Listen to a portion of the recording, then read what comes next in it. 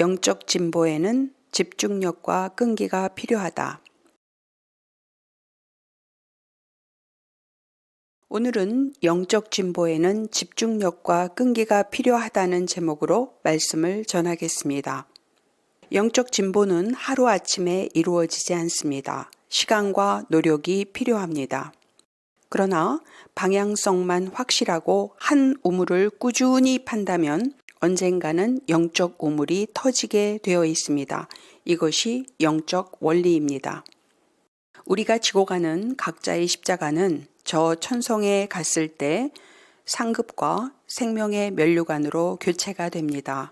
그러므로 이 세상에서 살 동안에 하나님께서 지워주신 삶의 십자가를 내려놓지도 말아야 하고 가벼운 십자가로 바꿔달라고 하나님께 떼를 쓰지도 말아야 합니다. 이사야 40장 10절 말씀. 보라, 주 여호와께서 장차 강한 자로 임하실 것이요 친히 그 팔로 다스리실 것이라. 보라, 상급이 그에게 있고 보응이 그 앞에 있으며. 야고보서 1장 12절 말씀. 시험을 참는 자는 복이 있도다. 이것에 옳다 인정하심을 받은 후에 주께서 자기를 사랑하는 자들에게 약속하신 생명의 면류관을 얻을 것임이니라. 우리가 현재 지고 가는 십자가는 현재의 우리에게 꼭 맞고 꼭 필요한 맞춤형 십자가입니다. 그러므로 주님께서 지어주신 십자가를 의연하게 잘 지고 가실 것을 권면해 드립니다. 영적 전쟁은 일평생 해야 합니다. 그러므로 늘 깨어 있어야 합니다. 그러나 진짜 영적 고수는 힘을 빼고 여유롭게 사는 것 같아 보입니다. 왜냐하면 분별력과 순발력을 저력으로 가지고 있기 때문입니다. 순간 대처 능력이 탁월해서 여유가 있어 보이는 것입니다. 아무 생각 없이 멍 때리고 풀어져 있고 늘어져 있는 것을 말하는 것이 아닙니다. 우리가 매 순간 너무 긴장하고 지나치게 힘을 주고 정신줄을 잡고 살려고 과도하게 애를 쓰다 보면 언젠가는 지치고 병에 걸리게 됩니다. 성령님은 우리 안에 살아 계시고 모든 것을 알고 계시는 분이십니다. 그분이 우리보다 우리를 더 잘 아시는 사랑의 주님이십니다. 주님께 여러분의 인생을 전적으로 의탁하시길 바랍니다. 그분께 자신을 완전히 맡겨드리고 완전히 무장해제하심으로써 성령님을 총체적으로 전방위적으로 받아들이시기를 바랍니다. 우리의 미숙함으로 주님의 뜻을 잘못 분별해서 우리가 일시적으로 주님의 뜻과는 다른 선택을 했다고 할지라도 주님만을 사랑하고 주님께만 순종하려는 우리의 중심을 주님께서 잘 아실 것이기 때문에 우리를 바로 잡으셔서 우리를 올바른 길로 이끌고 가실 것입니다. 우리가 주님의 음성을 잘못 듣고 잘못된 길로 나아갔다고 할지라도 하나님께서는 우리가 잘못 간 그곳에서 내비게이션이 경로 재탐색을 하는 것과도 같이 우리에게 새 길을 내셔서 우리를 인도하실 전능자이시라는 믿음을 가지시기를 바랍니다. 이사야 43장 19절 말씀. 보라, 내가 새 일을 행하리니 이제 나타낼 것이라. 너희가 그것을 알지 못하겠느냐? 정령이 내가 광야의 길과 사막의 길을 내리니. 사단 마귀가 역사해서 우리의 일을 망치려고 해도 그렇게 할 수가 없습니다. 우리가 하나님을 주인 삼고 하나님의 뜻만을 따르기로 결단하고 마귀에게 틈을 주지 않는 자세를 유지하기만 한다면 사단 마귀는 하나님을 넘어설 수는 없기 때문에 우리는 절대적으로 안전하다는 믿음을 가지셔야 합니다. 하나님의 허락 없이는 마귀는 우리에게 아무 일도 할 수 없는 존재라는 것을 확실히 믿으시기를 바랍니다. 여러분이 영성 훈련을 열심히 받으면서 살아가다 보면 여러분은 어느 날 내 안에 나는 없고 주님만이 살아계시는 것을 발견하게 되실 것입니다. 나는 어디 갔지? 주님만이 내 안에 살아계시네 하고 놀랄 날이 올 것입니다. 생각도, 언행도, 시간도, 물질도 주님을 의식하면서 집행하고 있고 주님을 위하여 주님의 뜻대로 모든 것을 사용하고 있는 자신을 발견하게 되실 것입니다. 그렇게 사는 길이 외롭고 답답하고 극단적으로 보인다고 해도 그 길이 마지막 때를 살아가는 성도들에게는 가장 안전하고 확실한 최선의 인생길임을 깨닫게 되실 것입니다. 우리는 두 주인을 섬기면서 번잡한 삶을 살 수도 있습니다. 반대로 외눈박이와도 같이 주님만을 바라보고 주님만을 섬기는 심플한 삶을 살 수도 있습니다.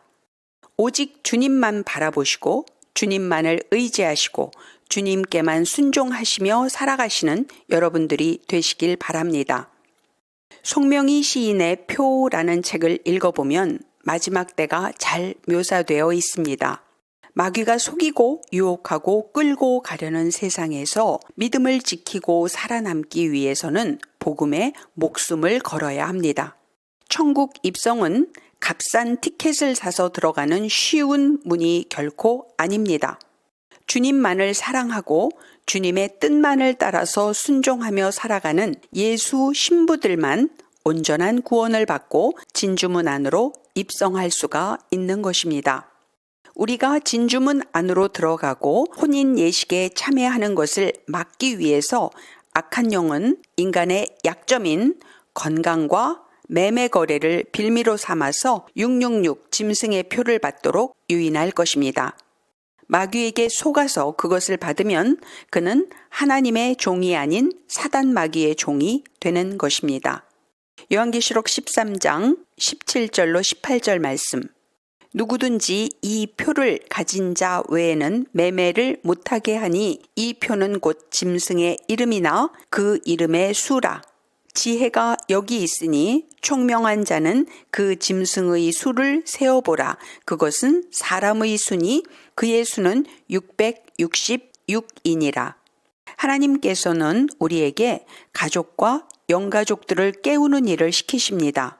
정신을 똑바로 차리고 믿음으로 순종하는 길을 걸어가야 새 예루살렘 성에 입성하게 된다는 사실을 가족과 성도들에게 깨우치고 알려주어야 합니다. 예수님께서 공중 강림하실 때 들림받는 휴거 대상은 극소수일 것입니다. 에레미야서 3장 14절 말씀. 여호와의 말씀이니라. 배역한 자식들아 돌아오라. 나는 너희 남편임이니라. 내가 너희를 성읍에서 하나와 족속 중에서 둘을 택하여 너희를 시온으로 데려오겠고 공중으로 들림받지 못하고 남겨진 대부분의 성도들은 7년 대환란 기간 동안에 순교를 당하든지 666 짐승의 표를 받지 않기 위해서 숨어서 견뎌내야 합니다.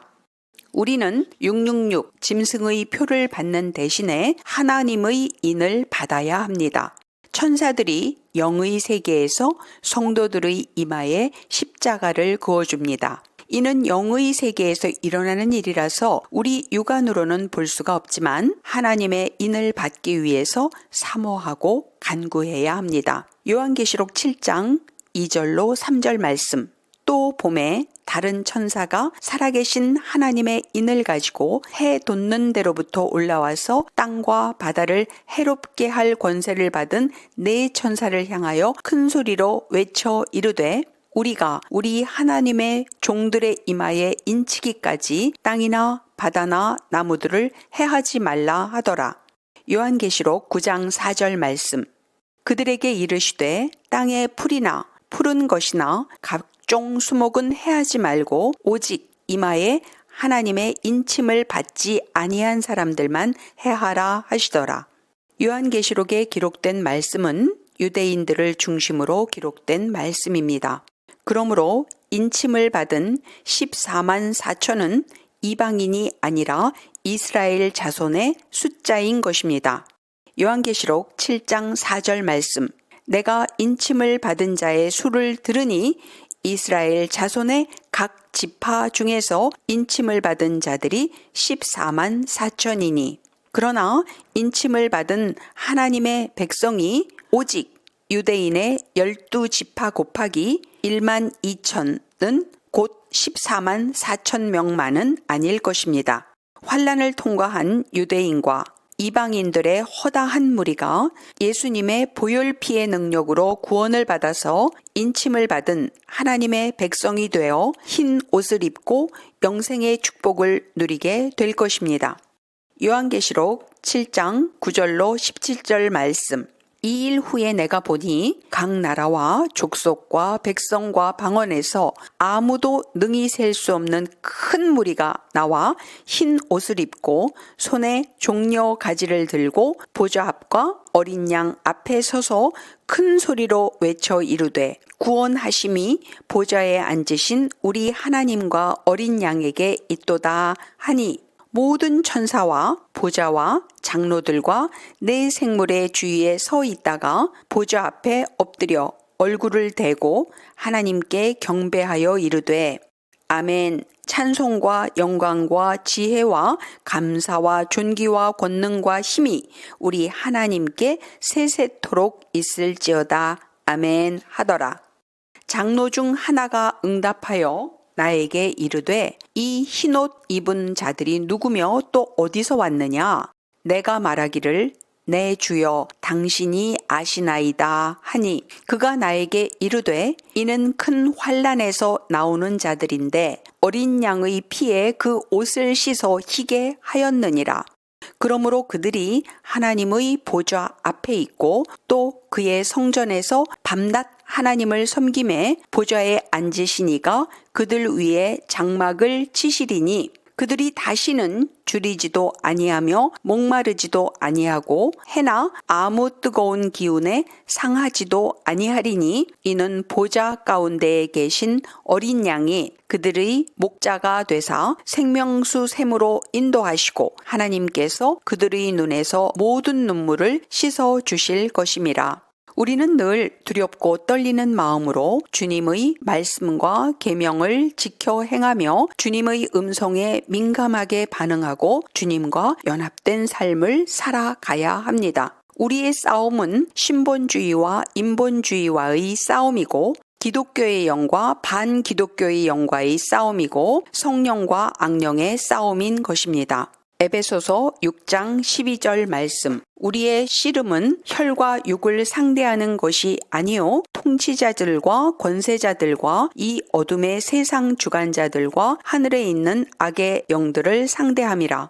666 짐승의 표는 강제적일지라도 안 받고 피해서 숨어 다니거나 발각되면 순교할 수는 있습니다. 그러나 그 무섭고 끔찍한 상황에서 배도하지 않고 순교하는 신앙이 어찌 쉽게 하루아침에 생기겠습니까? 주님을 위해서, 영혼을 위해서, 복음을 위해서, 주의 나라와 의를 위해서 살아남아서 주님께서 맡겨주신 사명을 감당하려는 성도들도 있을 것입니다. 반대로 자신의 생명을 지키기 위해서 주님과 분리되어서 독립적으로 배도를 해서라도 목숨을 부지하려고 몸부림치는 성도들도 있을 것입니다. 이 두 부류는 겉보기에는 같아 보여도 속은 전혀 다른 것입니다. 신본주의와 인본주의의 차이는 천지 차이와도 같이 그 간극이 큰 것입니다. 우리는 사나 죽으나 주의 것입니다. 하나님의 전신갑주를 입고 주님과 복음을 위해서 자신의 생명조차도 아까워하지 않는 믿음의 용사가 되어야지만 마지막 때에 사단 마귀의 유혹과 속임에 넘어가지 않고 믿음으로 승리할 수가 있는 것입니다.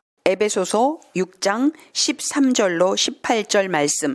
그러므로 하나님의 전신갑주를 취하라. 이는 악한 날에 너희가 능히 대적하고 모든 일을 행한 후에 서기 위함이라. 그런즉 서서 진리로 너희 허리띠를 띠고 의의 호심경을 붙이고 평안의 복음이 준비한 것으로 신을 신고 모든 것 위에 믿음의 방패를 가지고 이로써 능히 악한 자의 모든 불화살을 소멸하고 구원의 투구와 성령의 검 곧 하나님의 말씀을 가지라. 모든 기도와 간구를 하되 항상 성령 안에서 기도하고 이를 위하여 깨어 구하기를 항상 힘쓰며 여러 성도를 위하여 구하라. 사도행전 20장 24절 말씀. 내가 달려갈 길과 주 예수께 받은 사명 곧 하나님의 은혜의 복음을 증언하는 일을 마치려 하면은 나의 생명조차 조금도 귀한 것으로 여기지 아니하노라. 나를 쳐서 복종시키고 자기가 주장할 수 있는 권리를 포기하고 주님께 납작 엎드려서 주님 죄송합니다. 주님 회개합니다. 주님 저는 죄인 중에 괴수입니다.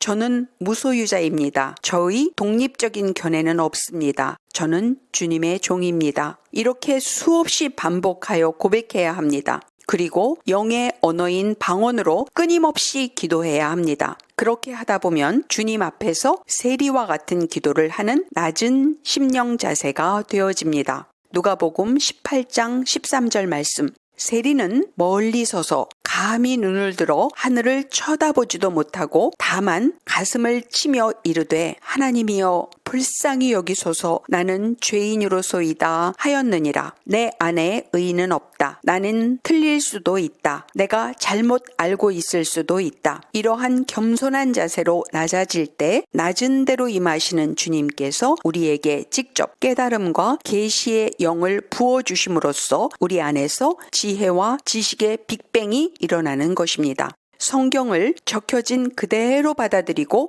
지켜서 살아내야 합니다. 예언서의 비유와 메타포는 성경의 원저자이신 하나님으로부터 계시를 받고 성령의 조명하심을 따라서 읽어야 온전한 이해가 되는 것입니다. 요한계시록 1장 3절 말씀. 이 예언의 말씀을 읽는 자와 듣는 자와 그 가운데에 기록한 것을 지키는 자는 복이 있나니 때가 가까움이라.